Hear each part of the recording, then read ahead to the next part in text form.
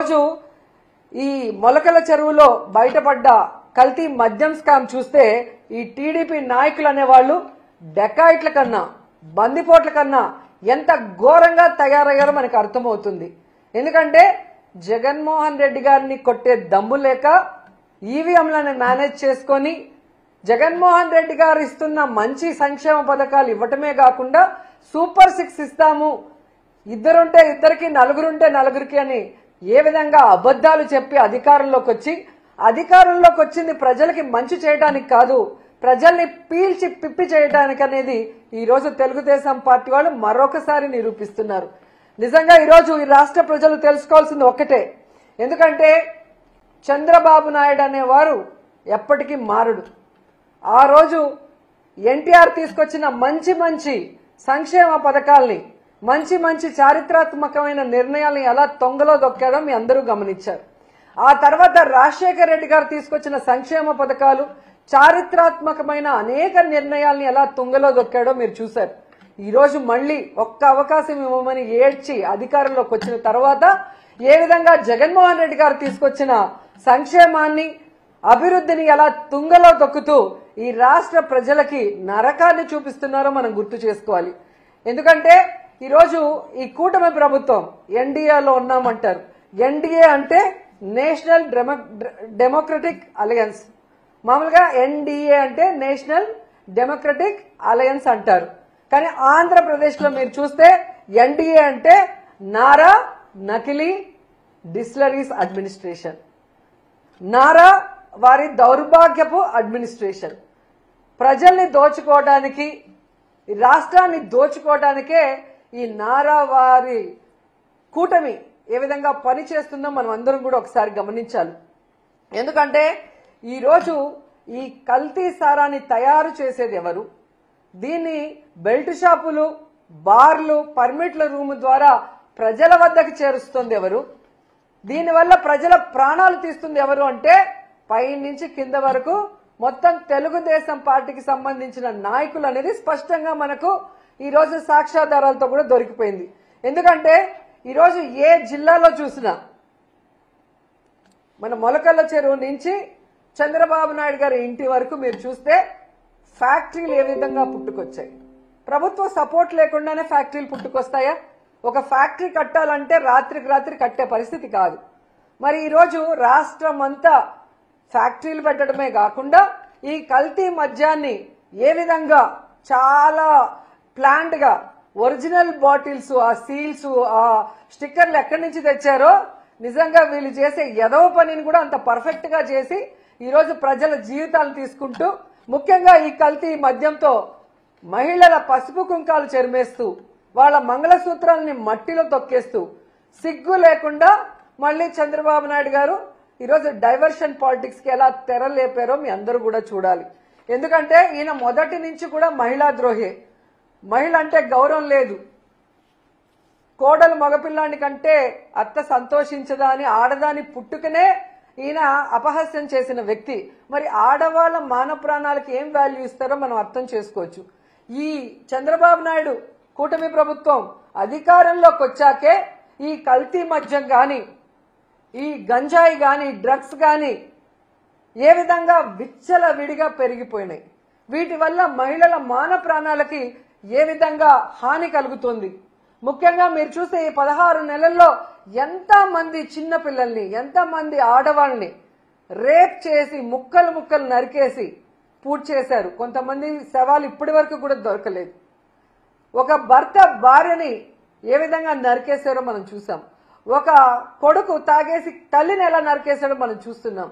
అంటే చంద్రబాబు నాయుడు గారి ప్రభుత్వంలో ఈ గంజాయి, డ్రగ్స్, ఈ కల్తీ మందు వల్ల ఏ విధంగా విచక్షణ కోల్పోయి ఆడవాళ్ల మీద దాడులు చేస్తూ, ఆడవాళ్ళని రేప్ చేస్తూ, ఆడవాళ్ల జీవితాన్ని నాశనం చేస్తున్నారు.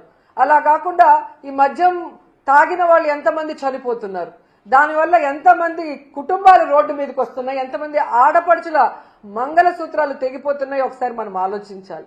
ఈ కల్తీ మద్యం వల్ల ఎన్ని రోడ్ యాక్సిడెంట్స్ అవుతున్నాయి, ఎంతమంది కుటుంబాలు వీధిన పడుతున్నారో ఒకసారి మనం అందరం కూడా ఆలోచించాలి. నిజంగా చాలా సిగ్గుచేటు. చంద్రబాబు నాయుడు అధికారంలోకి వచ్చాక ఏడాదిలో 21% గంజాయి డ్రగ్స్ అక్రమ మద్యం కేసులు పెరిగాయని సాక్షాత్తు ప్రభుత్వ లెక్కలు చెప్తున్నాయి. ఇవి మనం చెప్పేది కాదు, ప్రభుత్వ లెక్కలు చెప్తున్నాయి. ఒకసారి మీరు వెరిఫై చేసుకోండి. తెలుగుదేశం వాళ్ళు కూడా వెరిఫై చేసుకోండి, జనసేన వాళ్ళు వెరిఫై చేసుకోండి. ఏ విధంగా 10% మహిళల మీద రేప్స్ పెరిగాయో ఒకసారి మీరు వెరిఫై చేసుకోండి. అలాగే మహిళల మీద నేరాలు, గృహహింసలు ఏ విధంగా పెరిగాయో ఒకసారి మీరు ప్రభుత్వ లెక్కలే ఒకసారి మీకు చూస్తే మీకు అర్థమవుతుంది.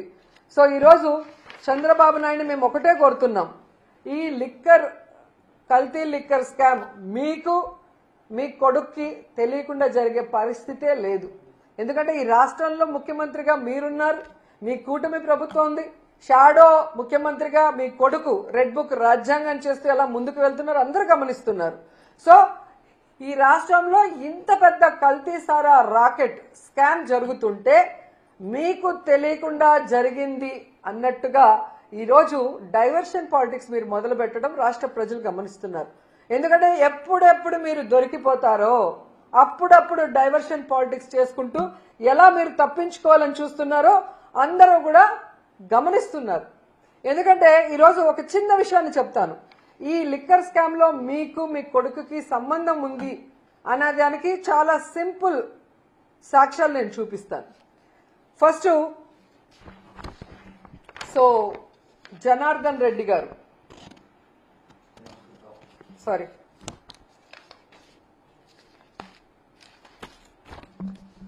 జనార్దన్ రావు గారు. సో ఈయన తంబలపల్లి ఎమ్మెల్యేగా మొన్న పోటీ చేశారు. జయచంద్ర, అది ఫోటో మిస్ అయింది. సో జయచంద్రారెడ్డి గారు తంబలపల్లి ఎమ్మెల్యేగా పోటీ చేశారు. సో ఈరోజు తెలివిగా మీరు ఈయన వైఎస్ఆర్సీపీ కోవట్ అని చెప్పి సస్పెండ్ చేసి చేతులు దులుపుకోవాలని చూస్తున్నారు. ప్రజలు గమనిస్తున్నారండి. ఈ జయచంద్రారెడ్డికి మీరు బీఫామ్ ఇచ్చేటప్పుడు పక్కనే జనార్దన్ రావు A1 మొలకల చెరువులో ఇబ్రహీంపట్నంలో ఫ్యాక్టరీలున్న ఈ జనార్దన్ రావు గారు కూడా పక్క నుండి తీసిచ్చారు. అండ్ ఈరోజు సౌత్ ఆఫ్రికాలో ఏదో వైఎస్ఆర్సీపీ వాళ్ళతో వీళ్ళు బిజినెస్ చేస్తున్నారని మీరు చెప్పడం ప్రజలకి బుర్ర లేదనుకొని మీరు అనుకుంటున్నారేమో కానీ మీకు బుర్ర లేదు అనేది ప్రజలు గమనించాల్సిన విషయం. ఎందుకంటే ఎమ్మెల్యేగా కంటెస్ట్ చేసిన వ్యక్తి తన అఫిడవిట్ లో వెస్ట్ ఆఫ్రికాలో తాను బిజినెస్లు ఎలా చేస్తున్నానో క్లియర్ కట్ గా తన అఫిడవిట్ లో మీకు ఇవ్వటం జరిగింది. సో అఫిడవిట్ లో అబద్ధం చెప్పరు కదా. ఎన్నికల ముందు మీరు ఎలా సీట్ ఇచ్చారు, ఆయన కంటెస్ట్ చేసే ముందు అఫిడవిట్ లో ఏం పెట్టాడో మీరు చూసే ఇచ్చి ఉంటారు. ఎందుకంటే నిజంగా మీకు మంచోళ్ళకే ఇవ్వాలి అనుకుంటే గతంలో ఎమ్మెల్యేగా చేశారు 2014లో, 2019లో ఓడిపోయిన శంకర్ యాదవ్కి సీట్ ఇవ్వకుండా ఇతనికి ఇవ్వాల్సిన అవసరం ఏమొచ్చింది? ఈరోజు లిక్కర్ స్కామ్ బయటపడ్డ తర్వాత ఇతను వైఎస్ఆర్సీపీ కోవట్టు అని సస్పెండ్ చేసి ఈరోజు మీరు నాటకాలు ఆడటం ఎంతవరకు కరెక్టు? ఎందుకంటే సౌత్ ఆఫ్రికాలో బిజినెస్ చేస్తే ఈరోజు మొలకల చెరువు సౌత్ ఆఫ్రికాలో ఉందా, ఆంధ్రప్రదేశ్లో ఉందా? ఇబ్రహీంపట్నం సౌత్ ఆఫ్రికాలో ఉందా, ఆంధ్రప్రదేశ్లో ఉందా? సో నువ్వు ముఖ్యమంత్రిగా ఉన్న రాష్ట్రంలో, నీ కొడుకు రెడ్ బుక్ రాజ్యాంగం చేస్తున్న ఆంధ్రప్రదేశ్ రాష్ట్రంలో విచ్చలవిడిగా ఫ్యాక్టరీని నెలకొల్పి మద్యం బాటిల్ని కల్తీ చేసి ఏ విధంగా వాళ్ళ డ్రైవర్లే ప్రతి మద్యం షాపుకి, బార్లకి, బెల్ట్ షాపులకి వేస్తూ అరెస్ట్ అయ్యారో నిన్న మొన్న మనం అందరం గమనించాం, ప్రజలు గమనించారు.